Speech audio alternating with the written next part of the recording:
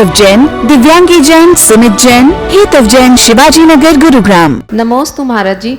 महाराज जी, मेरे मन में ये जिज्ञासा है कि जब सूतक लगे होते हैं तो हम मंदिर तो जा ही नहीं सकते पूजा करने के लिए, तो हम मोबाइल में या किसी उससे हम पूजा कर सकते हैं? श्रीमती नीति जैन दशरथपुरी से उन्होंने अपनी जिज्ञासा यहाँ पर रखी है। सूतक जो लग जाता है, पातक लग जाता है, कभी किसी की घर में कोई गमी हो गई या कभी किसी के यहाँ कोई डिलीवरी आदि हो गई और उससे जो सूतक लगता है, पातक लगता है।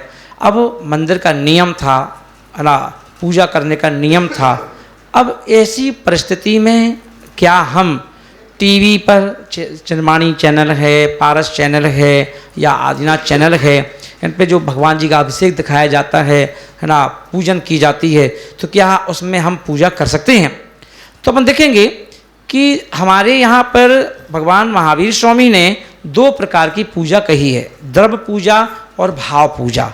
जब हमारे यहाँ कोई सूतक पातक लग जाता है तो हम लोग द्रव्य पूजा नहीं कर सकते, द्रव्य पूजा यानी द्रव्य से, पर हम भाव पूजा करने से कोई रोकता नहीं है। भाव पूजा का फल हमें अशुद्धि में भी कर सकते हैं। मान लो हमारी कोई अशुद्धि का समय चल रहा है और आपका पूजा का नियम है, तो आप क्या कर सकते हो, पूजा कोई चालू कर दी या आप चालू कर दो और पूजा चल रही है, आप सुन रहे हो शांति से बैठ करके, शब्द जा रहे हैं कानों में, और जो आपने सुनी तो रोज़ पढ़ते ही थे पूजा, तो वो आपको अच्छा भी लग रहा है सुन करके, तो वही पूजा मानी जाएगी।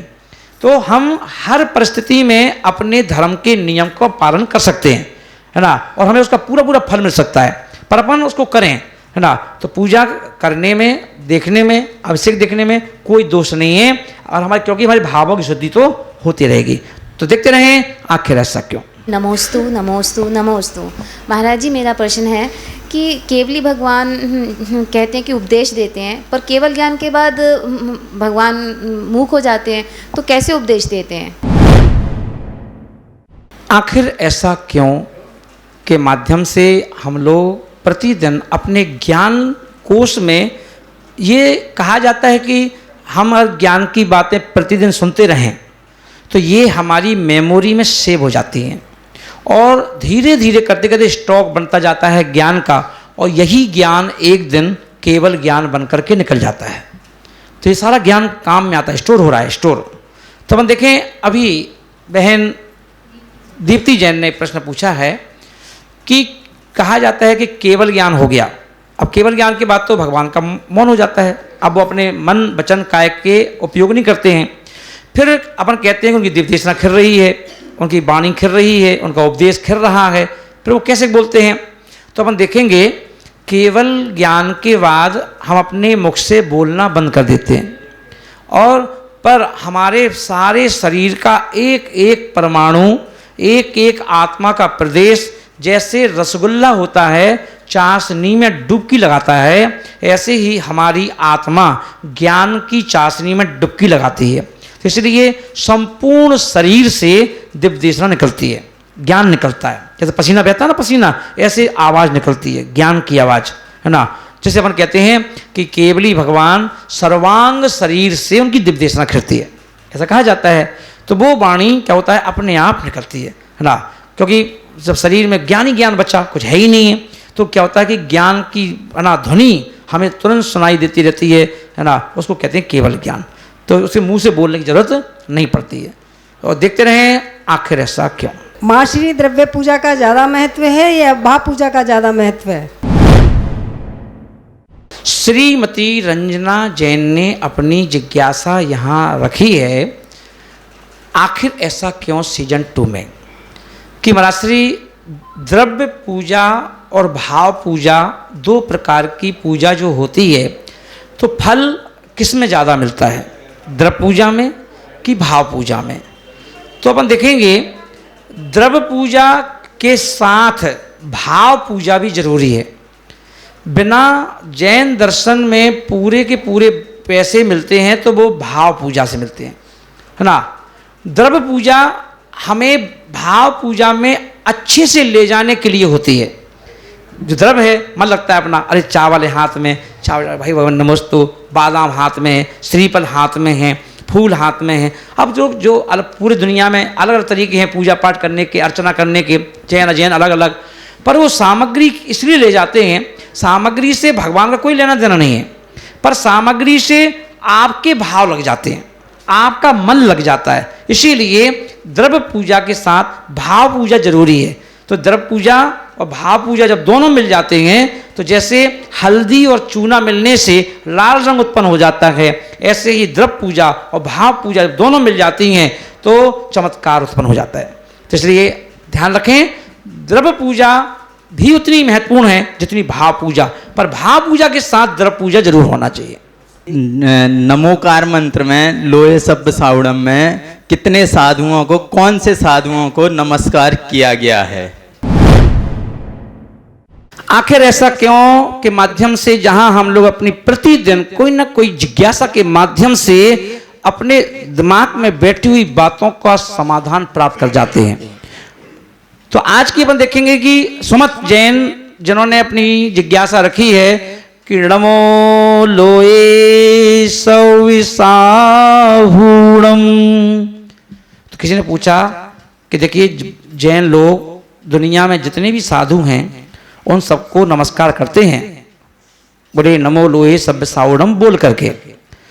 तो बोले कि देखो भाई ये नमोकार मंत्र जो है 84 लाख मंत्रों का राजा है, और नमो लोहे सविसाहूणम का मतलब ये है कि देखिए कौन से साधुओं को यहाँ पर लिया गया है, जिसने राग देश कामाद के जीते जान लिया, सब जीवों को मोक्ष मार्ग का प्रह हो उपदेश दिया।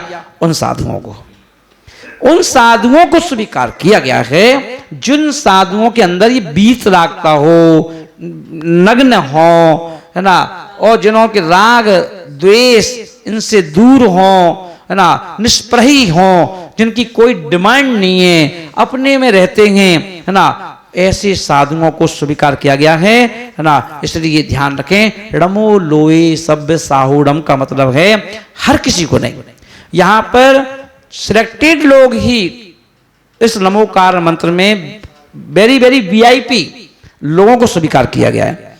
तो उन साधुओं को, है ना, उन साधुओं को नमस्कार किया गया है जिन्होंने अपने लक्ष्य बना रखा है आत्म कल्याण का, उनके लिए नमस्कार किया गया है। ध्यान रखेंगे और देखते रहेंगे आखिर ऐसा क्यों। मेरा प्रश्न है, जो 8 कर्म होते हैं उनका नाश हम कैसे कर सकते हैं और कौन कर सकता है? क्या केवल अरिहंत भगवान और सिद्ध भगवान ही उनका नाश कर सकते हैं?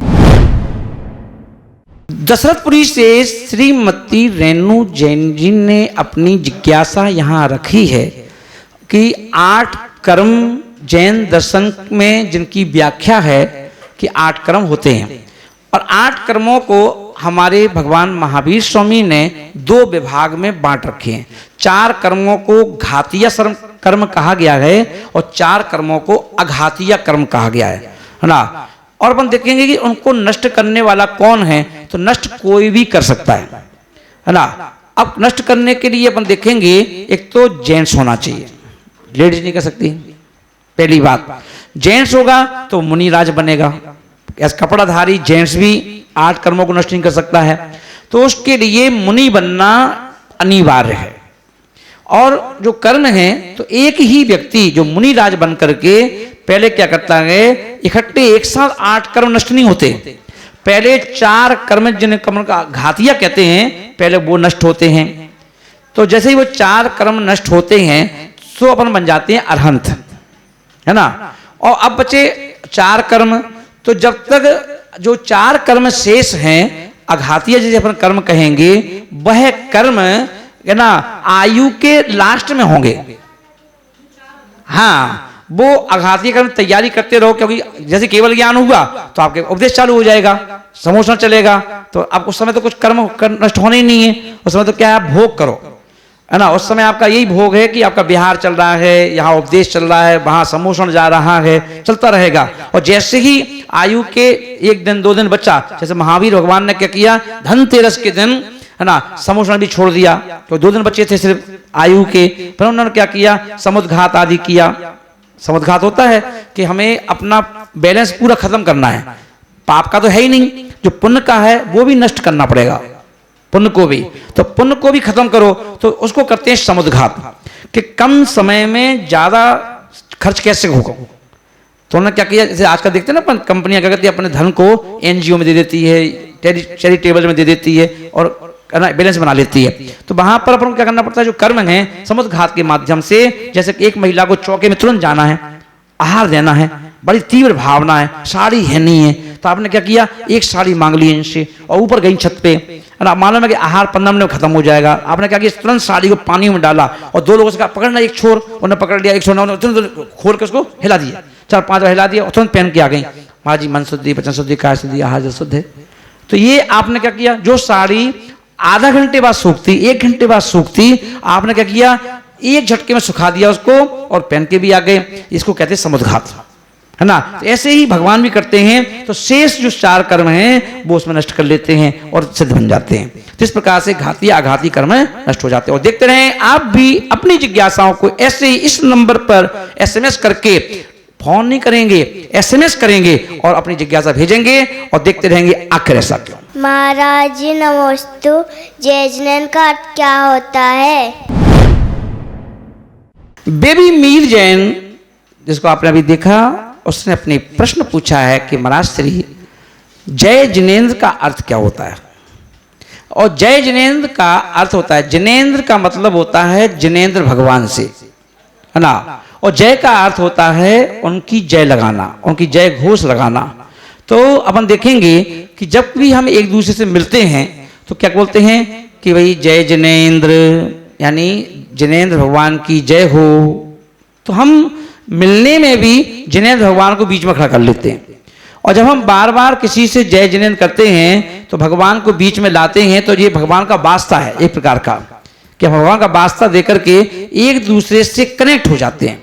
आप देख लो, किसी व्यक्ति से आप रोज जय जिनेंद्र करो, आपके टर्म्स बन जाएंगे उससे, क्योंकि वो मालूम है कि भाई ये व्यक्ति हमें रोज जय जिनेंद्र करता है, आज जय जिनेंद्र करोगे, फिर जय जिनेंद्र करने से वो आपको स्माइल पास करेगा, आप उसको स्माइल पास करोगे, फिर पता चला 15-20 दिन बाद पूछोगे, अरे दिखे नहीं 3 दिन से, और अरे वो मंदिर नहीं आना था, वो दिखे नहीं, अरे वो शादी में गए थे। तो क्या बातचीत भी होने लगी, और जब बातचीत होने लगी तो मिलने लगी, तो उनके अरे भाई शादी आना है तुम्हारे लिए, तो शादी में चली गई। अब उन्होंने अपनी शादी में बुला लिया, धीरे करते तो फैमिली टर्म्स बन गए, अब वो क्लोज फैमिली हो गई। अब आप उनके बिना नहीं रह पाते हो, वो आपके बिना नहीं रह पाते हैं, तो टर्म जैसे तो बनते हैं। तो जय जिनेंद्र क्या करता है, हमें एक दूसरे से जोड़ता है, इसलिए जय जिनेंद्र यानी एक दूसरे से जुड़ने का एक माध्यम है, प्लेटफॉर्म है ना, और आपस में स्नेह बढ़ाने का साधन है। जय जिनेंद्र, हाथ जोड़ो और बोलो जय जिनेंद्र, और देखते रहो आखिर ऐसा क्यों। नमोस्तु महाराज जी।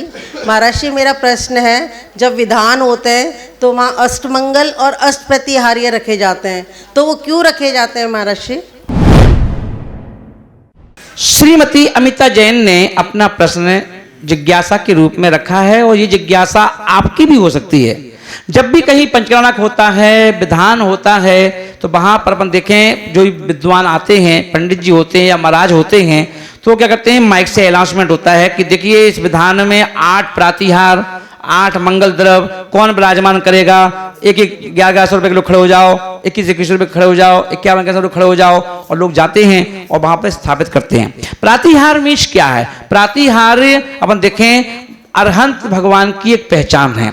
अरहंत परमेष्ठी जो होते हैं, समोह शरण में जो भगवान बैठते हैं, समोह शरण में जितने भगवान, जब तक 13वें स्थान वाले जो भगवान हैं वो अरहंत कहलाते हैं। और अरहंत परमेष्ठी के साथ अपन देखेंगे कि 8 प्रातिहार होते हैं। 8 प्रातिहार उनकी विभूति, उनकी ऐश्वर्यता को प्रकट करते हैं। तो इसलिए अपन देखते हैं कि जो 8 प्रातिहार हैं, हम इसलिए विराजमान करते हैं कि हम भी चाहते हैं उन गुणों को प्राप्त करने के लिए, कि कल के दिन हमारे पास भी ऐसी योग्यता, ऐसी पात्रता उत्पन्न हो जाए कि ये 8 प्रातिहार हमारे लिए भी रखे जाएं, है ना।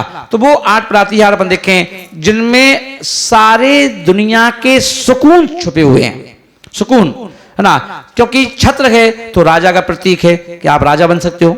छत्र दान करो, खूब छत्र दान करो।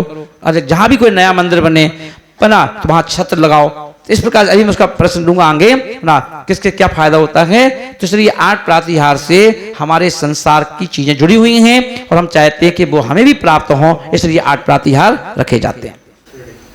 नमोस्तु महाराज जी, जो मंदिर में भगवान जी पे छतर क्यों चढ़ाते हैं? दशरथपुरी से उन्होंने अपनी जिज्ञासा रखी है कि जब भी हम कभी क्षेत्रों पर जाते हैं, कोई मंदिर बनता है, भगवान जी की मूर्ति विराजमान होती है, तो उसके ऊपर छत्र लगाते हैं। छत्र लगाते क्यों हैं? तो अपन देखेंगे छत्र जो है 3 लोक के राज का प्रतीक है। अगर आप चाहते हो कि आपकी समाज में प्रतिष्ठा हो, आपको समाज का अध्यक्ष बना दिया जाए, आपको पार्षद बना दिया जाए, आपको विधायक बना दिया जाए, आपको सांसद बना दिया जाए, आपको, अब देखो जैसे अपन देखें आज हमारे देश की राष्ट्रपति हैं, हमने पिछले जन्मों में खूब मंदिरों के छत्र दान किए, छत्र चढ़ाए खूब, तो ना, तो छत्र चढ़ाने से हमें वैभव मिलता है, प्रतिष्ठा मिलती है ना, हमारे यहाँ पर राजा महाराजा बनने का सौभाग्य हमें प्राप्त होता है ना। वो किससे होता है? छत्र चढ़ाने से। इसलिए हम लोगों को जब भी कोई मंदिर बने तो क्षेत्र पे जो अपन जाके छत्र चढ़ाते हैं ना, वो नहीं, वो छत्र चढ़ाने का मतलब कुछ नहीं है। छत्र होना चाहिए मूर्ति के ऊपर, क्योंकि छत्र वो होता है जो लगा के उतारा नहीं जाता, हाँ वो टंगा रहना चाहिए हमेशा। तो छत्र वो है कि जब भी कोई नया मंदिर बन रहा हो तो आप पहले से बोल दो भैया छत्र हम चढ़ाएंगे, क्योंकि वो लगा रहे। क्षेत्रों पे आप गए, आपने 500 रुपए दिए, उन्होंने आपको एक छत्र दे दिया, आप गए तो मंदिर के दरवाजे पे तार बंधा था, उस पर टांग दिया, तुम्हारे जाते ही वो उतार के फिर पूरे ले गए, फिर दूसरे को दे दिया उन्होंने। तो एक मंदिर की व्यवस्था के लिए पैसा इकट्ठा करना है, पर छत्र चढ़ाने का कोई मतलब नहीं। छत्र तो कौन सा माना जाएगा कि आपने अपने हाथ से चढ़ाया और भगवान के ऊपर चढ़ा हुआ है, जब भी तुम जाते हो जय हो भगवान दिखे तो है ना, इस प्रकार से। इसलिए छत्र चढ़ाने से हमें बाहर के जो वो पद मिलते हैं जिनको हम लोग कभी चाहा नहीं या चाहते हैं, तो वो चीजें आपको अपने आप मिल जाती हैं। और देखते रहें आखिर ऐसा। इस कार्यक्रम के पुण्यार्जक थे श्री सुदर्शन जैन, आशा जैन, गौरव जैन, दिव्यांगी जैन, सुमित जैन, हेतव जैन, शिवाजी नगर, गुरुग्राम।